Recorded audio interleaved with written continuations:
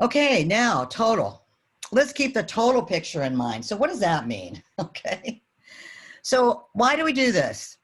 You know, that's a good question. And if you had to give an elevator speech, or you had 5 minutes to talk to your principal about, or your superintendent, why is it important that we continue to teach music? Well, I don't know what you'd say, but I know what I'd say, and that is music leads to a more fulfilling life, period.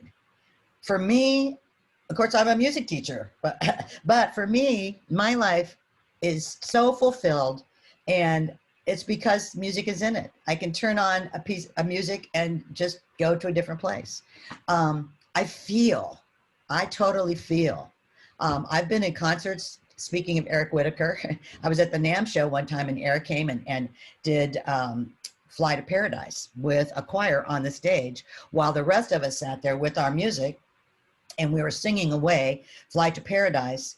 And all of a sudden we realized that the invited guests who were there at the NAMM show were the kids from the choir at Paradise High School, which had just the year before burned the whole school. You know, Paradise, California lost the whole town in a horrible fire, and it just moved all of us.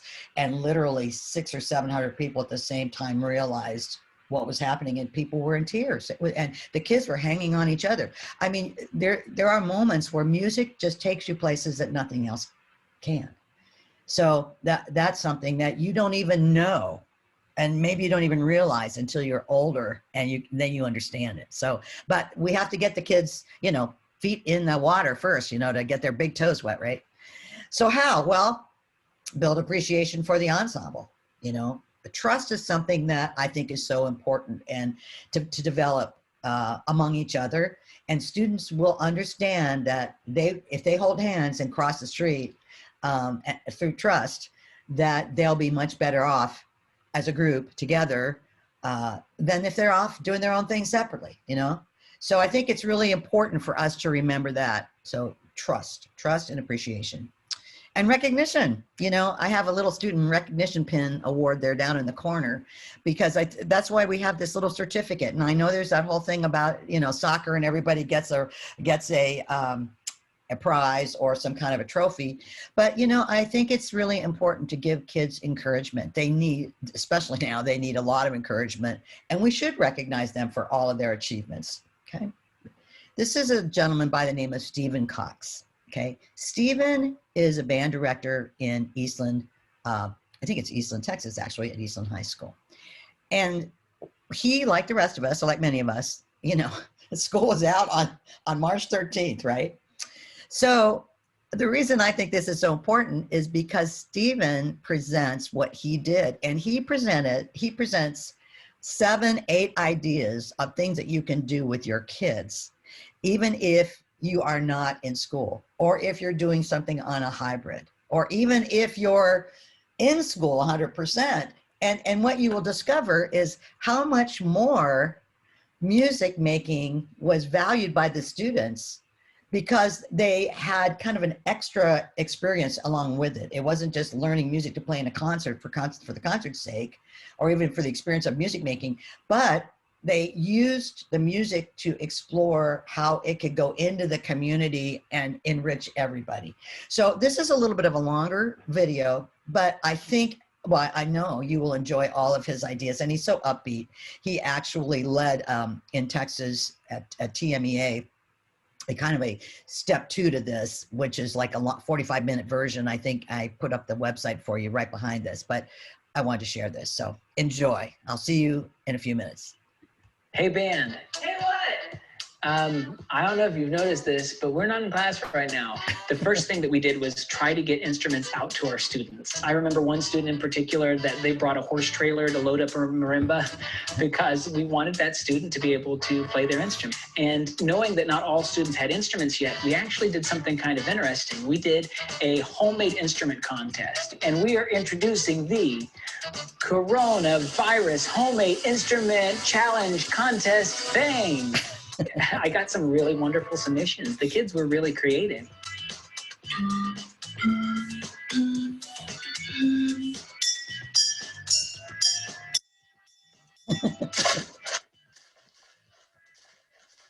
And we took and we created an event out of this.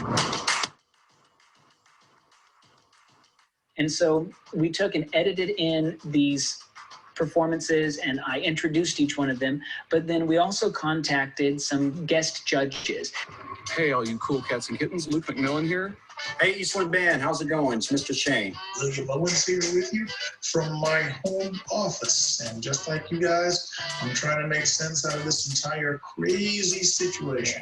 Whenever we premiered this, like I had a bunch of students tune in and watch it on YouTube as a live premiere. You could just see the comment section bubbling with excitement about what we were doing. So we had lots of weekly assignments where I would send them music that I thought they would enjoy listening to, and they would have to listen and write about it. And I gave them playing assignments, and one of them was so simple, but it was maybe my favorite assignment we did. And that's that I told them that this week they would need to take and just perform any song they wanted to.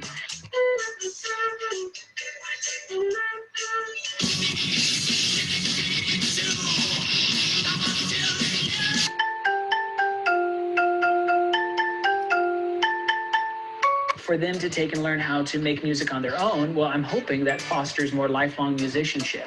And I learned a lot because I saw the songs that they were interested in. So that week, I took 3 of the songs that the students performed, and I created background tracks and sheet music, and turned around and sent them back to them and said, hey, everybody pick out one of these songs and play along with the background track, and then write about your experience, what it was like to play with the background track, because a lot of students haven't done that. One of the things we felt was really important was to put some type of performance in front of our community.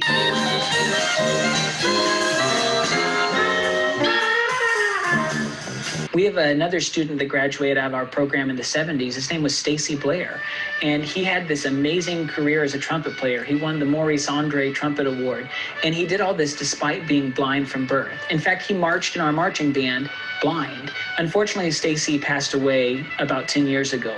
We interviewed his twin brother, Steve Blair, and his older brother, Ed Blair, about what Stacy was like. And then at the end of that video, all of our trumpet students took and recorded themselves playing a little piece of Amazing Grace, along with some guest trumpet players out of the area and that knew the program. And we combined that into a performance along with a recording of Stacy Blair at the end. Mm-hmm. And that felt really, really special.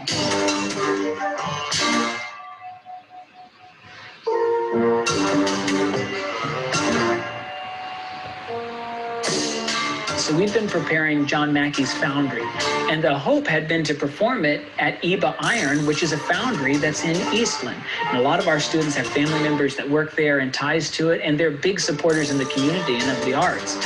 So we wanted to take and collaborate with them. Well, when that was canceled, we decided to take and record a virtual ensemble and combine footage from the foundry together to create basically a music video. Finally, we took and we wanted to end that concert experience that was already so different with something that was really uplifting and made people happy.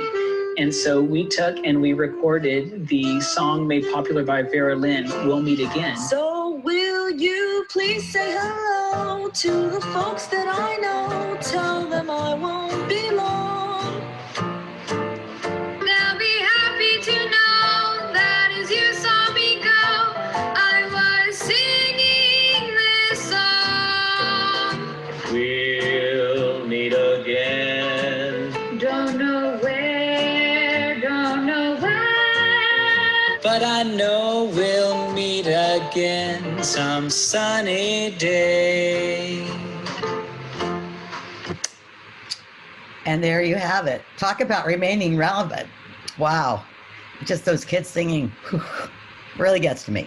So here we have it, the SMART approach to retention: success, modeling, activities, reflection, and keeping the whole total picture in mind. What we need to remain relevant, and the kids need to understand why it's important, and all of these other things all add up to retaining kids. It really does make a difference. So we're hoping that by using this, that it might help you to also focus on these 5 areas. It's your enthusiasm that really does matter with all of this. Every single bit of it is all about you. So stay enthusiastic, smile a lot, look into the camera as often as you can.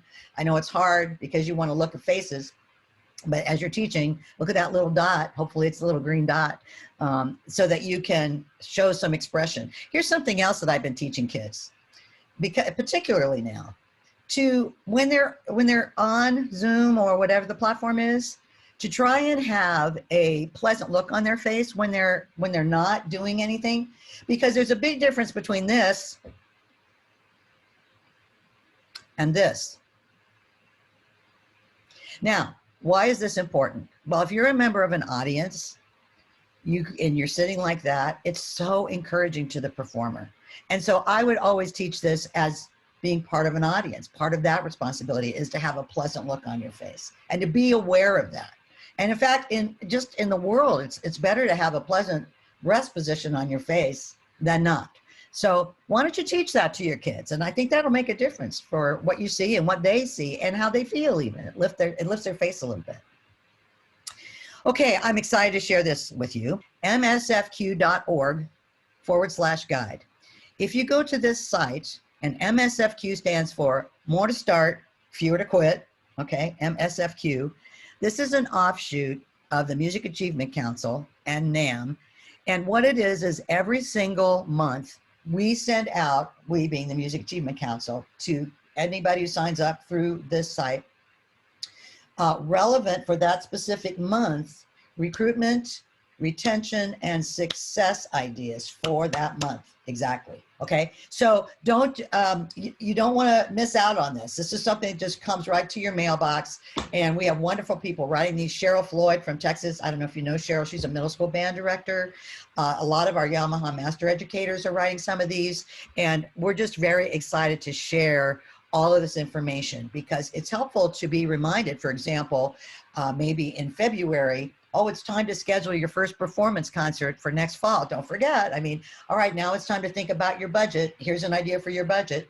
Here's another idea for your budget that I mentioned to people, just a regular success strategy is in your desk drawer, have a folder that just says budget on it. And start the year, it's an empty folder. And then during the course of the year, when you hear some music you want to buy or some kind of resource you want to purchase, take it out of the program, circle it, and just drop it in the budget folder.